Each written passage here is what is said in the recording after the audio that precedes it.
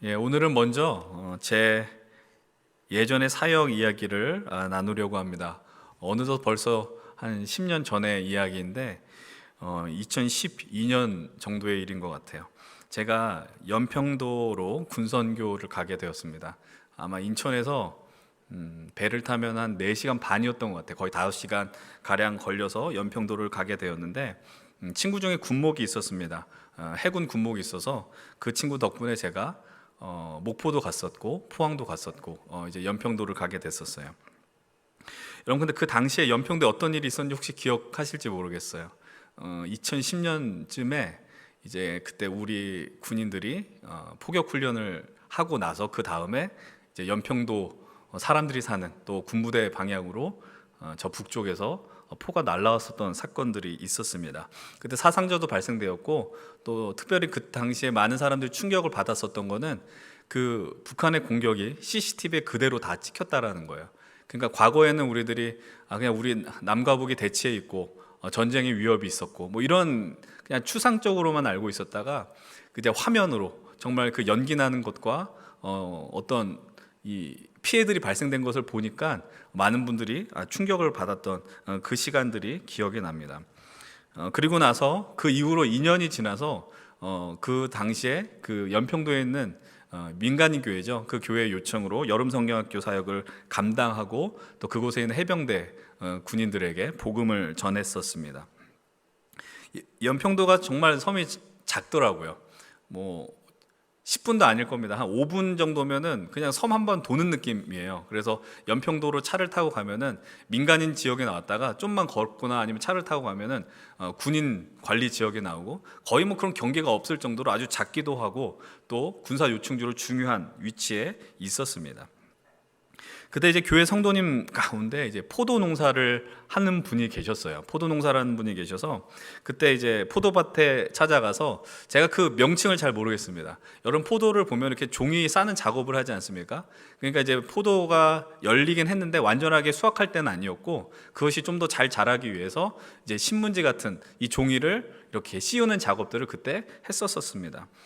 근데 제가 그때 처음 들었는데 연평도가 햇볕하고 바람이 이렇게 적절하게 잘 불어서 아주 좋은 포도 열매가 맺혀지는 곳이 연평도라고 그러더라고요. 그래서 그곳에서 막 사역을 했지만 물론 수확철이 아니어서 맛을 못 봤는데 그곳에 열리는 포도는 아주 비싼 가격에 좀 잘 사는 동네에 팔렸다, 뭐 이런 이야기를 들었던 기억이 납니다.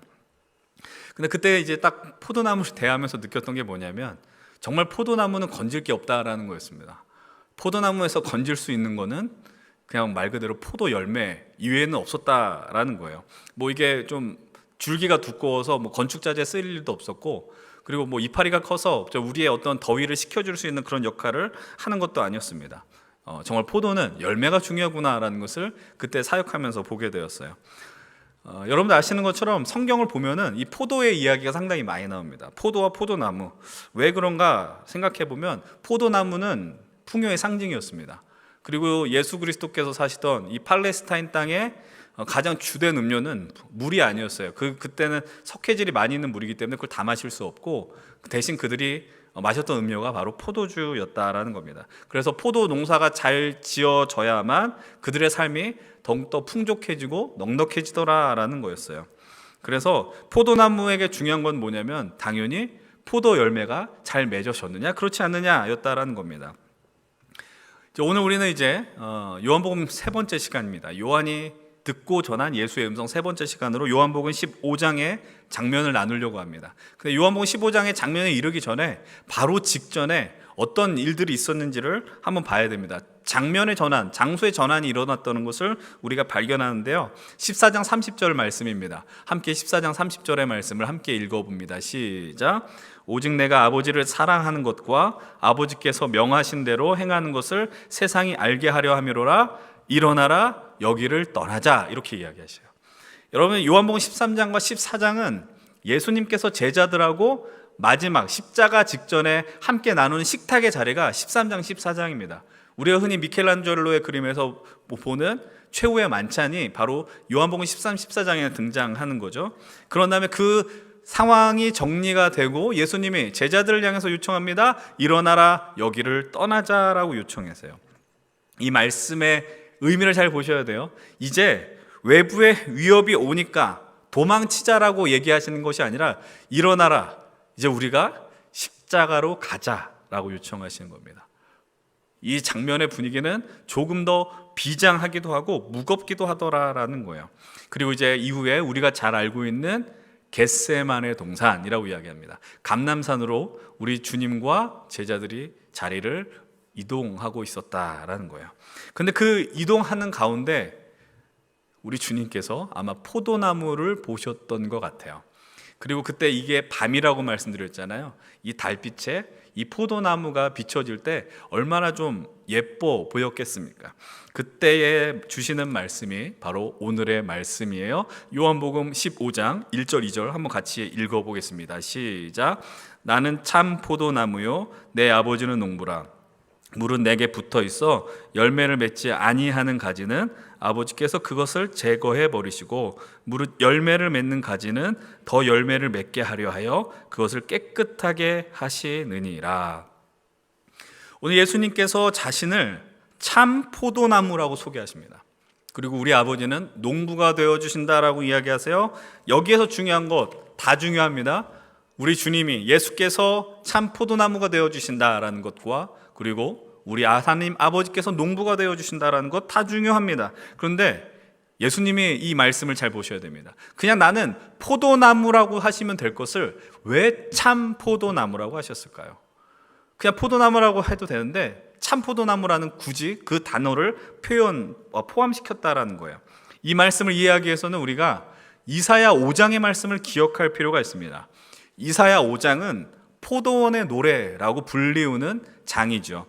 하나님께서 이스라엘을 포도원으로 세우셨고 그 포도를 유다 사람이라고 여기셨다라는 겁니다. 그래서 좋은 포도 맺기를 기다렸다라고 그곳에 말씀하시는데 현실은 어떠한가요? 이사야 5장 1절과 2절을 먼저 한번 읽어보겠습니다. 이사야 5장 1절 2절 시작. 나는 내가 사랑하는 자를 위하여 노래하되 내가 사랑한 자의 포도원을 노래하리라. 내가 사랑한 자에게 포도원이 있으며 심히 기름진 사내로다. 땅을 파서 돌을 제하고 극상품 포도나무를 심었도다. 그 중에 망대를 세웠고 또 그 안에 술틀을 팠도다. 좋은 포도 맺기를 바랐더니 들포도를 맺었도다. 여기 내용을 보시면 포도원이 있고 아주 기름진 산에 정성을 다해 극상품 포도나무를 심었는데 들포도가 맺어졌다라고 이야기합니다. 4절의 말씀도 한번 같이 볼게요. 5장 4절입니다. 함께 시작. 내가 내 포도원을 위하여 행한 것 외에 무엇을 더할 것이 있으랴. 내가 좋은 포도 맺기를 기다렸거늘 들포도를 맺음은 어찌 됨인고. 들포도 열매는 아직 익지 않은 거죠. 상품 가치가 없는 것이고 그리고 포도주로도 만들 수 없는 포도가 바로 이 들포도입니다. 하나님께서 이스라엘을 선택하셨어요. 수많은 백성 가운데 인류 가운데 이스라엘을 선택하시고 이스라엘에게 은혜를 베풀어 주셨습니다. 그들을 극상품 포도나무로 세우기 위하여 주님은 열과 성을 다하여 수고하셨지만 결국 그들의 결과물은 무엇이냐? 들포도 열매였다라는 거예요. 하나님께서 이 말씀을 하면서 그 어떤 감정을 우리가 읽을 필요가 있습니다. 마치 하나님이 이렇게 말씀하시는 것 같아요. 나는 너희들에게 정말 최선을 다했고 열정을 다해 너희를 심었고 너희를 세워갔지만 결국 결과는 들포도 열매다라는 거예요. 이것은 나무의 문제나 농부의 문제가 아닙니다. 이 남유다의 패역함, 남유다의 타락이었습니다. 우리 말씀으로 치면은 그들이 나무에 제대로 붙어 있지 않았었기 때문에 생긴 결과물이었다라는 겁니다. 이 어떤 일이 벌어집니까? 북이스라엘은 아수르에 의하여 그리고 남유다는 바벨론에 의하여 철저하게 파괴되고 망하게 됩니다. 그리고 그들은 이후에 자신의 나라를 회복하지 못해요.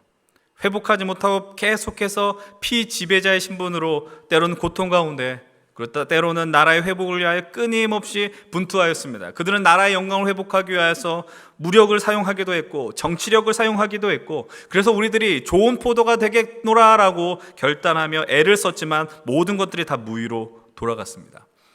그런 베들레헴, 이 팔레스타인 땅에 예수께서 이 땅에 오셨고 또 3년의 공생애를 통해 주님께서 하나님의 나라가 무엇인지 그 삶을 살아오셨죠.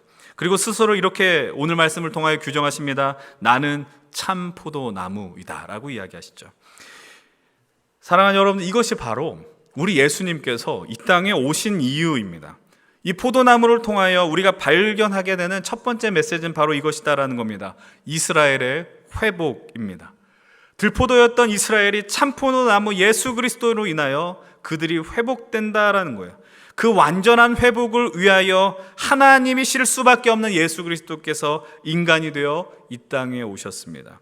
그리고 그 회복의 출발점, 이스라엘이, 유대인들이 회복하기 위하여 말씀을 허락하시죠. 오늘 요한복음 15장 5절입니다. 함께 5절의 말씀을 읽겠습니다. 시작. 나는 포도나무요 너희는 가지라. 그가 내 안에 내가 그 안에 거하면 사람이 열매를 많이 맺나니 나를 떠나서는 너희가 아무것도 할 수 없음이라. 예수님께서 예수님 본인과 우선 성부 하나님과의 관계를 언급하셨습니다. 나는 참포도나무고 아버지는 농부다. 참포도나무가 될 수 있는 이유는 그 농부 되신 아버지의 능력으로 가능하다라고 이야기합니다. 그러나 이제 이후로 예수님은 말씀하시는 거예요. 참포도나무가 되어 귀한 열매를 맺을 수 있는 유일한 이유는 바로 너희들이 가지가 되어 그 안에 거해야 한다라는 것이죠. 여러분, 우리들은 가지입니다. 이 가지가 살 수 있는 방법은 단 하나입니다. 나무에 붙어 있어야 됩니다. 떨어지면 죽고 붙어 있으면 살아가는 것입니다. 좋은 열매가 되기 위한 오직 하나의 조건은 우리 주님과 함께 해야 하는 것이죠. 계속해서 우리들 이 믿음의 길 가면서 말씀드립니다. 이것은, 좋은 열매를 맺는 것은 우리의 능력으로는 결코 가능하지 않다라는 겁니다. 결국 살기 위해서는 우리가 주님과 함께 해야 하는 것이고, 우리가 살기 위해서는 우리 지난주 나눈 그 말씀과 같이 약속하신 성령님과 동행하는 삶을 살아야 합니다. 그렇다면 이 열매의 결과는 어떤 것일까요? 바로 하나님의 말씀을 지키며 살아가는 것입니다. 그리고 그 말씀은 무엇을 의미합니까? 오늘 본문 요한복음 15장 12절의 말씀은 이렇게 말씀하십니다. 함께 12절입니다. 시작. 내 계명은 곧 내가 너희를 사랑한 것 같이 너희도 서로 사랑하라 하는 이것이니라. 여러분, 이 계명은 이미 요한복음 13장을 통해서 예수님이 말씀하신 겁니다. 식탁의 자리에서 예수님께서 제자들의 발을 씻겨주시면서 하시는 말씀이 내가 너희를 사랑한 것 같이 너희도 서로 사랑하라라고 말씀하시는 거예요. 여러분들, 사랑한다라는 말은 얼마나 아름다운 말입니까? 우리들도 사랑합니다. 근데 우리들은 사랑할 때 사랑할 만한 사람들을 사랑하고, 사랑하고 싶은 사람을 사랑하고, 사랑할 수밖에 없는 사람을 사랑하게 됩니다. 그러면서 우리는 그런 이들을 향하여 우리들이 서로 사랑하지 않느냐라고 이야기하죠. 근데 주님께서 너무나도 쉽지 않은 어려운 불가능의 말씀을 오늘 주십니다. 오늘 본문 13절 14절입니다. 함께 읽겠습니다. 13, 14절입니다. 사람이 친구를 위하여 자기 목숨을 버리면 이보다 더 큰 사랑이 없나니 너희는 내가 명하는 대로 행하면 곧 나의 친구라. 얼마나 아름다운 이야기입니까? 친구가 자기 목숨을 위하여 죽게 되면 정말 가장 큰 사랑이라고 이야기하는 것이죠. 여러분들 한번 생각해 보십시오. 나를 위하여 그 목숨을 버릴 친구가 있습니까? 아니, 여러분들은 그 누군가를 위하여 여러분들의 목숨을 내어놓을 준비가 되어 있습니까? 여러분, 이건 정말 어려운 일이에요. 여러분, 그냥 어렵다라고 이야기하는 건 정말 부드럽게 표현한 것이고요, 불가능에 가까운 것입니다. 그리고 이렇게 할 때 주님의 친구다라고 제자들을 향하여, 그리고 오늘 이 땅을 살아가는 우리를 향하여서도 말씀하고 계시죠. 여러분, 예수님이 여기서 말씀을 멈추셨다면 저는 문득 이런 생각을 해봅니다. 우리의 믿음이 여기에서 멈춰졌을 것이다라는 거예요. 주저하게 되는 겁니다. 왜냐하면 우리는 우리의 능력과 실력이 턱없이 부족한 거예요. 누군가를 향하여 내 목숨을 내어놓을 정도로 사랑하는 실력이 없기 때문입니다. 근데 예수님은 여기서 말씀을 멈추시지 않습니다. 바로 이후에 15절은 이렇게 이야기하시죠. 함께 15절의 말씀 봅니다. 시작. 이제부터는 너희를 종이라 하지 아니하리니 종은 주인이 하는 것을 알지 못함이라. 너희를 친구라 하였노니 내가 내 아버지께 들은 것을 다 너희에게 알게 하였음이라. 친구를 위하여 자기 목숨을 버리는 것보다 더 큰 사랑이 없고 이 명령대로 살면 너희들은 나의 친구라고 이야기하십니다. 근데 그 이후에 어떤 배경적인 상황 설명 없이 바로 이렇게 말씀하십니다. 내가 이제 더 이상 너희를 종이라고 하지 않을 것이다 라고 이야기합니다. 왜냐하면 종은 주인의 마음을 알 수 없기 때문입니다. 그래서 먼저 말씀하시죠. 여러분들 이 상황 속에 잘 보셔야 됩니다. 어떤 조건을 거시지 않았어요. 어떤 상황을 요구하시지 않았어요. 친구가 되는 것은 목숨을 버리면 되는 것이니 너희들이 죽어야 해라고 요청하시지 않습니다. 먼저 예수님이 내가 너의 친구가 되어 줄게 이렇게 말씀하시는 거예요. 친구가 된다라는 것은 그 마음을 알 수 있다라는 겁니다. 잠시만 우리 한번 생각해 보실까요? 우리는 솔직히 정직하게 친구를 위하여 죽을 수 없습니다. 죽지 못하는 것이죠. 근데 우리를 위하여 죽으셨습니다. 누가 죽으셨어요? 바로 우리 예수 그리스도께서 죽음을 택하시고 우리를 더 이상 죄인이 아닌 의인으로 불러주셨습니다. 그 가장 큰 계명을 명하신 당신께서 그 명령대로 사셨고 우리를 놀라운 구원의 자리로 인도하셨습니다. 사랑하는 여러분, 방금 이야기한 것이 오늘 본문의 전부인 것이죠. 포도나무 앞에서 이 완전한 계명의 순종과 이 고백을 통해 우리를 향하여 친구라고 말씀하신 이 하나님의 음성 앞에 우리가 발견하는 은혜가 있습니다. 그것은 무엇이냐면 이 본문을 통해 드디어 하나님의 나라가 완성되었다, 완전된 하나님의 나라를 우리들은 기대할 수 있고 바라볼 수 있게 되었다라는 사실입니다. 그것이 무슨 의미일까요?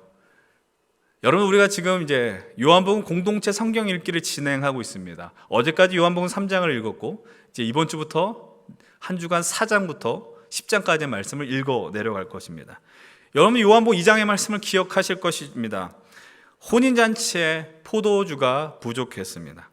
포도주가 부족하다란 말의 의미는 그 결혼잔치가 망칠 위기에 놓였다라는 겁니다. 그때 그 잔치를 섬겼던 예수님의 어머니인 마리아가 예수님을 향하여 포도주가 떨어졌음을 알리게 됩니다. 그때 예수님의 반응이 어떠하였습니까? 요한복음 2장 3절로 4절 말씀을 함께 읽어봅니다. 시작. 포도주가 떨어진지라 예수의 어머니가 예수에게 이르되 저들에게 포도주가 없다 하니 예수께서 이르시되 여자여 나와 무슨 상관이 있나이까 내 때가 아직 이르지 아니하였나이다. 이 잔치의 포도주는 잔치의 흥과 분위기를 끌어올리는 가장 중요한 역할을 합니다. 근데 그것이 사라졌기 때문에 이 잔치는 더 이상 잔치가 될 수 없는 위기에 놓였다라는 것이죠. 그때 예수님의 어머니 마리아가 요청합니다. 포도주가 떨어졌다라고 이야기합니다. 그 반응 앞에 예수님은 전혀 이상한 엉뚱한 말씀을 하는 것처럼 느껴집니다. 예수님께서 아직 내 때가 이르지 않았습니다 라고 이야기해요. 이 말씀의 의미를 분명하게 알 수 있는 사람은 잔치 현장에 아마 한 명도 없었을 겁니다. 이것을 요청한, 포도주가 떨어졌다는 것을 요청한 어머니 마리아조차도 알 수 없었을 겁니다. 그러나 이 가나의 혼인잔치 속에 예수님께서 물을 포도주로 바뀐 이 기적의 현장은 요한복음에 등장하는 예수님의 첫 번째 이적이 되었습니다. 여러분, 요한복음 다른 복음서와 달리 이런 이적들을, 기적들을 표적이라고 표현합니다. 어렵지 않은 단어입니다. 영어로 사인이라고 이야기합니다. 바로 예수님께서 그리스도가 메시아가 되어준다는 그 사인이 이 가나 혼인잔치 사건을 통해 먼저 시작되었다라는 겁니다. 이때가 아직 이르지 않았기 때문에 예수께서 메시아가 되었고 그리스도가 되었다는 그런 말에 대해서 이런 반구하지 않았습니다. 본격적인 활동도 하지 않았습니다. 그러나 이후 3년의 시간이 지나고 예수님께서는 다시 포도나무 앞에 서셔서 이렇게 우리를 향하여 말씀하십니다. 내가 너의 친구다라고 이야기하십니다. 이 친구의 중요한 조건은 목숨을 버리는 것이죠. 여러분, 우리 예수님께서 당신의 생명과 우리의 생명을 맞바꾸어 주셨습니다. 그래서 우리에게 새로운 생명을 허락해 주셨고 이제 부족했던 하나님 나라 잔치가 예수 그리스도의 죽음으로 인하여 그리고 예수께서 참 포도나무가 되어주심으로 인하여 완성이 되었다라는 것이죠. 여러분, 이 잔치의 완성의 묘사, 이 모습을 이제 예수님은 이렇게 묘사하십니다. 오늘 본문 7절의 말씀입니다. 함께 7절 함께 읽겠습니다. 시작. 너희가 내 안에 거하고 내 말이 너희 안에 거하면 무엇이든지 원하는 대로 구하라. 그리하면 이루리라. 요한복음 가운데 아주 많이 발견되는 표현입니다. 요한이 즐겨 쓰는 표현일 수도 있고 요한이 다른 제자들보다 더 유심히 예수님의 음성 앞에 들었었던 말씀이 바로 이것입니다. 너희가 내 안에 그리고 내가 너희 안에 거한다라는 것이죠. 여러분, 이 말씀 우리에게 참 은혜가 되면서도 이해가 되지 않는 말씀입니다. 과연 우리가 예수님 안에 거한다는 게 무엇일까? 또 예수님이 우리 안에 거한다는 것은 무슨 의미일까? 너무나도 참 좋은 말씀인 건 알겠지만 그것이 과연 우리의 삶과 어떤 상관이 있을까라는 질문을 던지게 되죠. 여러분, 예전 제가 이 감동 시리즈 설교를 시작했을 때 주께 감동되다 학계 말씀을 나누면서 요한복음 1장 말씀을 나눴던 기억이 있습니다. 말씀이 육신이 되어 우리 가운데 거하심에라는 그 표현입니다. 여러분, 말씀이 육신이 되어 우리 가운데 거한다는 건 우리 주님께서 우리 인생에 찾아와 주셔서 장막을 짓고 사신다라는 거예요. 거하신다라는 건 예수님께서 우리 인생에 텐트를 짓고, 쉽게 말하면 그 성전을 짓고 살아오신다라는 뜻이다라는 것입니다. 근데 오늘 우리 이 말씀을 통해서 우리가 발견하는 건 이것입니다. 아, 그래, 우리도 이제 주님 안에 들어가 집을 짓고 살아가야 되는 것이구나. 이 요한의 너희가 내 안에 내가 너희 안에 거한다, 이 말이 이제 요한의 생애 속에서 아주 선명하게 경험되어지는 사건이 나옵니다. 요한이 반모섬에 유배되었을 때에 환상을 보게 됩니다. 그것이 바로 우리가 오늘 읽는 요한 계시록의 말씀이죠. 요한계시록 21장의 말씀을 통하여 사도 요한은 새 하늘과 새 땅, 그리고 새 예루살렘을 만나게 됩니다. 그런데 그것의 특징이 무엇일까요? 이 말씀을 조금 더 선명하게 보기 위하여 새 번역 말씀으로 요한계시록 21장 10절의 말씀을 함께 읽도록 하겠습니다. 함께 10절의 말씀 봅니다. 시작. 나를 성령으로 휩싸서 크고 높은 산 위로 데리고 가서 하나님께로부터 하늘에서 내려오는 거룩한 도성 예루살렘을 보여주었습니다. 말씀드린 것처럼 성령님의 함께하심으로 요한은 새 예루살렘, 우리가 그토록 갈망하고 고대하는 새로운 새 하늘과 새 땅 하나님의 나라를 목격하게 됩니다. 그 하나님의 나라는, 새 예루살렘은 어떻게 묘사되어 있을까요? 21장 16절 말씀도 함께 읽겠습니다. 시작.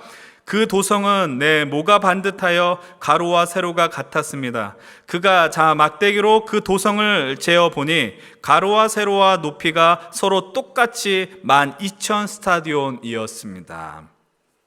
이 도성의 모습을 상상해 보십시오. 가로와 세로와 높이가 똑같은 입체 도형을 우리가 뭐라 그럽니까? 정육면체라고 이야기하고 정방형의 모습이라고 표현합니다. 여러분들, 제가 보여드린 말씀 이후에 이미지를 한번 같이 보여주셨으면 좋겠어요. 성경에서 정육면체가 등장하는 장소가 있습니다. 정방형의 공간이 존재하는 곳이 있습니다. 그것이 어느 곳이냐 하면 광야 40년 동안 이스라엘 백성들이 정말 아무것도 의지할 수 없는 그곳에서 하나님이 성막을 만드시고 그 안에 성소와 지성소를 구별하여 그 휘장 안으로 들어가 하나님의 모든 죄를 고백하는 그 지성소의 크기가 저렇게 완전하게 가로, 세로, 높이가 똑같은 정육면체의 모습이었다라는 거예요. 1년에 단 한 차례 대제사장만이 백성들의 죄를 짊어지고 누구에게도 허락되지 않은 그 자리로 들어가는 것, 그것이 바로 지성소였다라는 겁니다. 이제 다시 화면을 전환시켜 주시고요. 이 말은 지금 내려오는 새 예루살렘이, 이 성전이 바로 지성소의 모습으로 내려온다라는 것입니다. 말씀드린 것처럼 이 성벽의 높이가 22절에 보면 144규빗이라고 표현되어 있어요. 나중에 요한계시록 기회가 되면 또 공부하면 좋을 것 같은데 144규빗 하면 어디서 많이 들어보암직한 숫자가 아닙니까? 여러분, 그렇습니다. 바로 구원받은 자의 숫자 14만 4천 명의 숫자와 유사합니다. 어떤 특정한 종파라고 할 수도 없죠. 이단 사이비 사교 이 집단이 신천지가 주장하는 14만 4천 명 구원받은 숫자. 그런데 너무 부흥해서 14만 4천 명이 넘어갔습니다. 그래서 그들은 성경 시험을 봐서 통과해야지 14만 4천 명 안에 들어갈 수 있다라고 이야기합니다. 우리는 지옥 갈 사람들이 많이 있습니다. 여러분, 그런 엉뚱한 이야기를 하는 거예요. 이 말씀의 의미를 제대로 보지 않으면 엉뚱한 이야기를 하는 것이죠. 여기서 말하는 144규빗이나 14만 4천이 나올 수 있는 건 이것입니다. 완전 숫자 12입니다.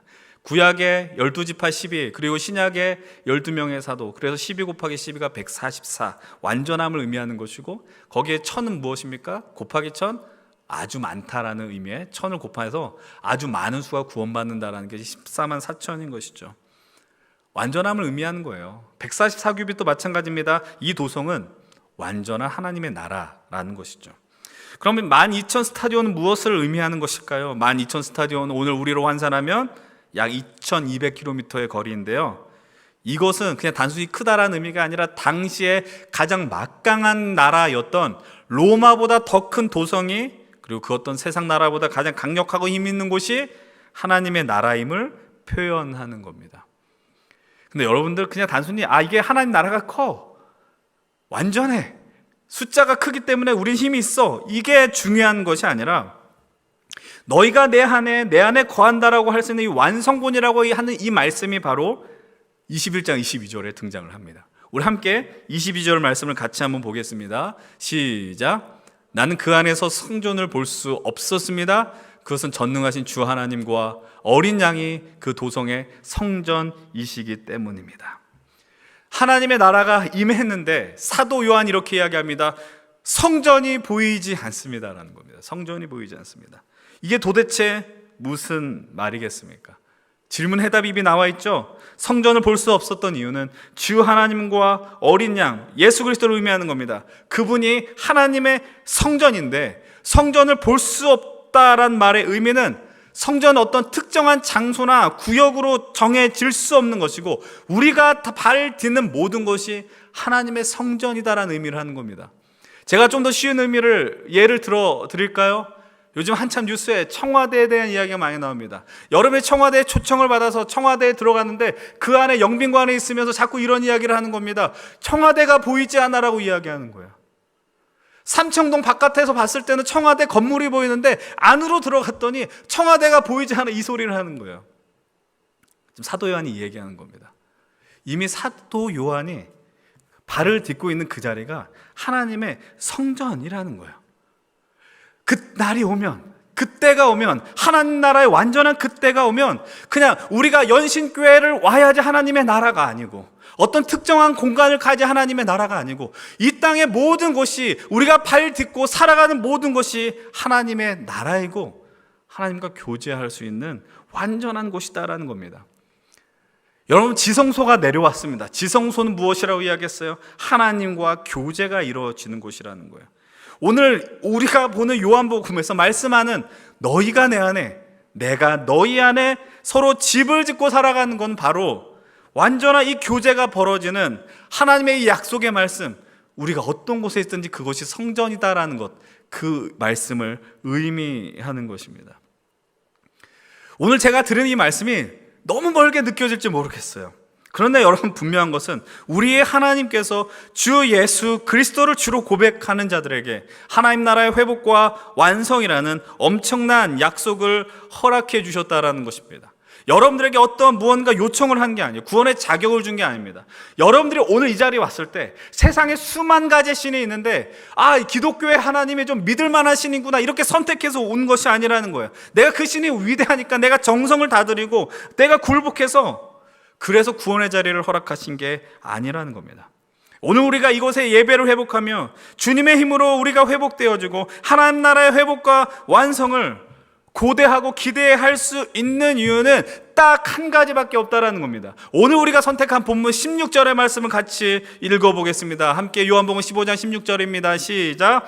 너희가 나를 택한 것이 아니요 내가 너희를 택하여 세웠나니 이는 너희로 가서 열매를 맺게 하고 또 너희가 열매가 항상 있게 하여 내 이름으로 아버지께 무엇을 구하든지 다 받게 하려 함이라.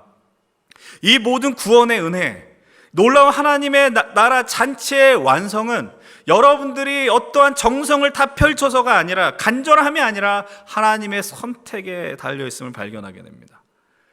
이것이 우리에게 은혜라는 사실을 기억하십시오. 내가 너희를 택하여 세웠나니. 하나님께서 오늘 우리를 선택하심으로 우리가 이제 그 열매를 맺고 열매의 삶을 살 수 있게 되었다는 겁니다. 하나님 의지를 가지시는 거예요. 내가 너희의 인생이 내 열매가 되게 하겠다라는 겁니다. 이것을 오늘 우리의 이 말씀의 언어로, 본문의 언어로 표현하면 이것입니다. 열매의 주도권은 우리에게 있는 것이 아니라 우리 하나님께 있다는 거예요.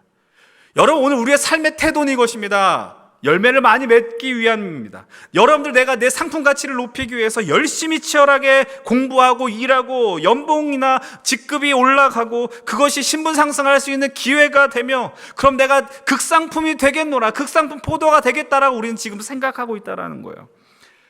그 나름의 열매가 있죠. 그리고 그 기쁨이 있습니다.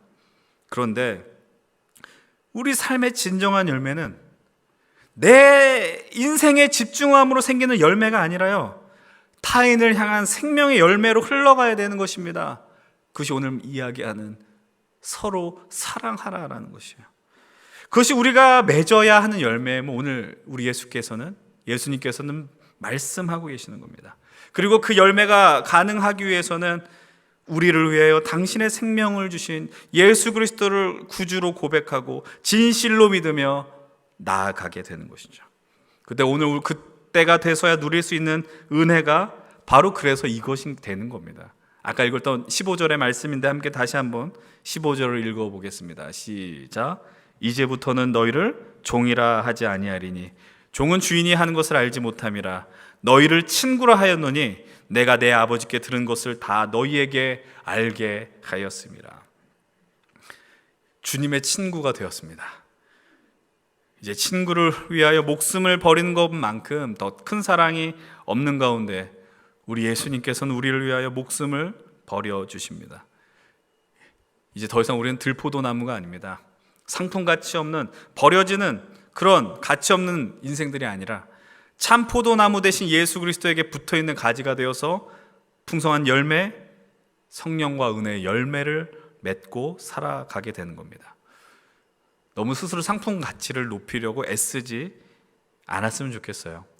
열심히 살아가는 것 중요하지만 그러나 중심을 잡으셨으면 좋겠습니다. 우리를 먼저 택하여 주신 주님의 음성에 귀를 기울이고 나아가십시오. 그리고 우리가 극상품 포도 열매를 맺고 살아가며 하나님이 허락하신 그 삶의 자리에 믿음으로 그리고 승리의 삶을 살아가시기를 바랍니다. 이 잔치의 완성은 우리가 할 수 있는 것이 아닙니다. 우리 주님이 하셔야 합니다. 계속해서 말씀드리지만 우리가 바라보고 살아가야 하는 자리는 하나님의 나라입니다. 이미 임했지만 아직 완성되지 않은 하나님의 나라. 오늘 우리가 예수를 믿고 살아간다라는 것은 무엇을 의미하는 것입니까? 믿는다는 건 내가 보고 믿고 싶은 것만 믿는 게 아니에요. 하나님 날 사랑하신다, 날 구원해 주신다, 잘되게 하신다, 이것이 아니라 오늘 주님께서 우리에게 허락하신 약속의 말씀, 주님의 참 포도나무가 되어주셔서 우리로 하여금 발 딛는 모든 것이 하나님 나라로 허락하실 것이다를 우리는 오늘 이미 임하지 않았지만 믿고 살아가게 되는 것입니다. 주님께서 지성소를 우리에게 허락해 주셨습니다. 이제 오늘 우리가 살아가는 그 삶의 자리는 하나님과 대면하는 그런 영광스러운 지성소의 자리가 됨을 고백하셔야 됩니다. 이 예배를 통해서 우리 삶의 열매 주도권이 있음을 주님께 겸손하게 고백하십시다. 그분께 붙어 있을 때 우리 삶에 주님을 닮아가며 분명 귀한 열매를 맺고 살아가게 되실 것입니다. 그 열매는 우리가 스스로 재단할 수 없습니다. 우리의 모든 현실들과 상황들은 우리의 마음에 어떤 극상품같이 느껴지지 않을 때가 있을지 모르지만 기억하십시오. 여러분, 우리는 새로운 생명을 얻은 자입니다. 주님이 우리의 생명을 살리기 위해 당신의 생명을 주셨습니다. 그래서 누군가는 이렇게 표현합니다. 1,000원짜리 물건을 사면 그걸 1,000원짜리라고 표현합니다. 10,000원짜리 물건을 살 때는 10,000원짜리의 물건이라고 표현합니다. 그럼 우리는 어떤 인생들이냐? 예수님의 목숨을 지불하여 우리가 회복되었습니다. 우리는 예수님 짜리가 되는 것입니다. 예수님 짜리의 귀한 인생을 살아가실 때 오늘 우리는 어떠한 모습과 삶의 모습 속에서도 극상품 포도나무, 귀한 참 포도나무에 달린 아름다운 열매를 살아가게 됩니다. 그래서 우리가 주님의 친구가 되어 가는 것입니다. 주님의 친구가 되어서 그분의 마음을 알고 그 마음을 따라 살아갈 때 정말 진실로 여러분들의 인생에 참 평안과 기쁨이 넘치길 축복합니다. 하나님의 영광이 여러분들의 인생 속에 끊임없이 넘침으로 늘 마지막 여러분들 파송할 때마다 드리는 말씀, 그 승리의 삶을 담대하게 살아가시기를 다시 한번 주의 이름으로 간절히 축원을 드립니다.